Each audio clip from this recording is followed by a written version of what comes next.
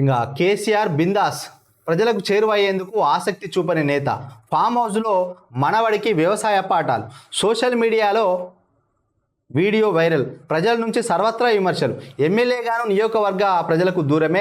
Party అధ్యక్షుడు ప్రధాన ప్రతిపక్ష నేతగాను కీలక పోస్టులు.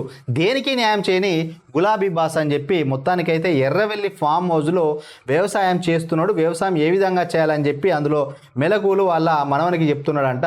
మనవనికి వ్యవసాయ పాఠాలు చెప్తున్నాడంట. దాంట్లో నిమగ్నమై ఉన్నాడు. పార్టీ అధ్యక్షుడిగా ఉన్నాడు, ప్రతిపక్ష నేతగా ఉన్నాడు, అదేవిధంగా అక్కడ ఎమ్మెల్యేగా కూడా ఉన్నాడు. అయినా కూడా మరి అక్కడ నియోజకవర్గాన్ని కూడా పట్టించుకుంటలేడు గజ్వేల్లో. సో మొత్తంగా చూసినట్లయితే ఫామ్ హౌస్కే పరిమితం అయితే అనే మాటను నిలబెట్టుకున్నట్టుగా తెలుస్తుంది. ఎన్ని మాటలు ఇచ్చిన మాటలు అన్ని తప్పిండు, తల నరుక్కుంటా అన్నాడు, అది చేస్తే ఇది చేస్తా అన్నాడు. కానీ ఓడిపోతే ఫామ్ హౌస్లో అయితే ఉంటాడు కదా, దాన్ని మాత్రం ఇచ్చిన మాటను నిలబెట్టుకున్నట్టుగా అనిపిస్తాను. ఎవరు ఎక్కడ పోతే ఏంటి, బిందాస్ వాడికేంది, రంది రౌసు లేదు, బిందాస్ ఉన్నాడు అనేది సామెత. మాజీ ముఖ్యమంత్రి కేసీఆర్కు సంబంధించిన వీడియోను సోషల్ మీడియాలో చూసిన వారంతా ఈ సామెతను గుర్తు చేసుకుంటున్నారు. తాజాగా ఆయన మనవడు హిమన్స్కు ఎర్రవెల్లి ఫామ్ హౌస్లో వ్యవసాయ పనులు నేర్పిస్తూ కేసీఆర్ కనిపించారు. ఈ వీడియో కాస్త సోషల్ మీడియాలో వైరల్గా మారింది. దీనిపై పలు సెటైలు వినిపిస్తున్నాయి. పార్టీ అధ్యక్షుడిగా, ఓ నియోజకవర్గానికి ఎమ్మెల్యేగా ఎలాంటి బాధ్యత నిర్వర్తించకుండా కేసీఆర్ నిర్లక్ష్యంగా వ్యవహరిస్తున్నారంటూ విమర్శలు వ్యక్తమవుతున్నాయి. ప్రజలు ఎక్కడ పోతే ఏంటి అన్నట్టుగా కేసీఆర్ తీరు ఉండడంతో ఆయనపై మరింత వ్యతిరేకత పెరుగుతున్నదంట.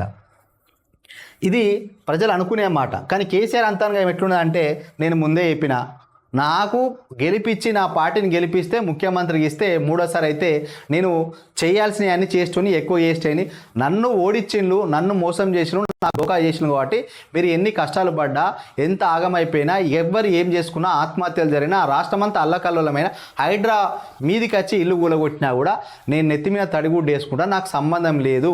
ఎందుకనంటే నా పాలన వద్ద నన్ను తిరస్కరించిండ్రు కాబట్టి, నన్ను ఓడించిండ్రు కాబట్టి నేను ప్రజలు ఆగమైపోయినా పట్టించుకోను, రాష్ట్రం మొత్తం అల్లా కల్లోలమైన కూడా పట్టించుకునే విధంగా బిందాస్గా సడీ సప్పులు లేకుండా సైలెంట్గా ఫామ్ హౌస్లో ఇట్లా ఎంజాయ్ చేస్తుండని చెప్పి చెప్పచ్చు. కానీ ఇక్కడ మాత్రం ఆయన పైన విమర్శలు వస్తున్నాయనంటే ఓడించిండ్రు కాబట్టి ఈ విధంగా చేస్తానని చెప్పి ఆయన అనుకుంటాడు. ప్రజలకు శిక్షలా భావిస్తున్న మాజీ సీఎం, నన్ను ముఖ్యమంత్రిగా ఓడించడమే ప్రజలు చేసిన తప్పు, ఇక వారికి నేనెందుకు, నా గురించి వాళ్ళకెందుకు, నేనెందుకు వాళ్ళ కోసం ఆలోచించాలనే రీతిలో కేసీఆర్ వ్యవహారం కొనసాగుతున్నట్టుగా గుసగుసలు వినిపిస్తున్నాయి.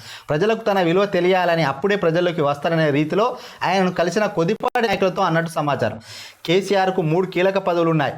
బీఆర్ఎస్ పార్టీ అధ్యక్షుడిగా, ఎమ్మెల్యేగా, ప్రధాన ప్రతిపక్ష నేతగా బాధ్యత నిర్వర్తించాల్సి ఉంది. కానీ ఈ 3 పదవుల్లో వేటికి న్యాయం చేయడం లేదనే విమర్శలు ఉన్నాయి. సో ఎందుకు ఇక్కడ క్లియర్గా చెప్తున్నా అంటే, కేసీఆర్కు వయసు అయిపోయింది కాబట్టి ఆయనే ఇంకా చాలే అన్నట్టుగా ఉన్నాడు. అదే యూత్లో ఉన్న వాళ్ళు ఈ ప్లేస్లో ఉండేది ఉంటే మాత్రం ఖచ్చితంగా తెగించి కొట్లాడేటోళ్ళు. ఇప్పుడు హరీష్ రావు కొట్లాడుతున్నారు, కేటీఆర్ కొట్లాడుతున్నారు.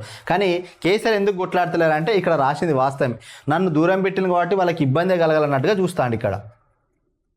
ఇంకా రాజకీయ చరిత్రను పరిశీలిస్తే ఎంత పెద్ద నాయకుడైనా ప్రజల్లో ఉంటేనే వాళ్ళు ఆదరిస్తారు, ఎన్నుకుంటారు, గుర్తింపు ఇస్తారు. కానీ ఎన్నికల కోసమే వస్తాను, గెలిపిస్తేనే ప్రజల్లో ఉంటాను అంటే ప్రజలు సైతం అదే రకంగా వివరిస్తారని సమాధానం ఇస్తారని రాజకీయ విశ్లేషకులు హెచ్చరిస్తున్నారు.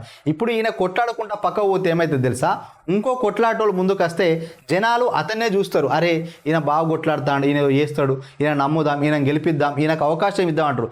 సో మన ప్లేస్లో మనం పక్క జరిగితే, మనం లేకపోతే ఆ పని ఎవడు అంటే మనం పక్క జరిగితే మన ప్లేస్లో వచ్చినోని కూడా ప్రజలు ఆ విధంగా చూస్తారు. కాబట్టి ఉన్న స్థానాన్ని కోల్పోవద్దనేది ఇక్కడ సారాంశం.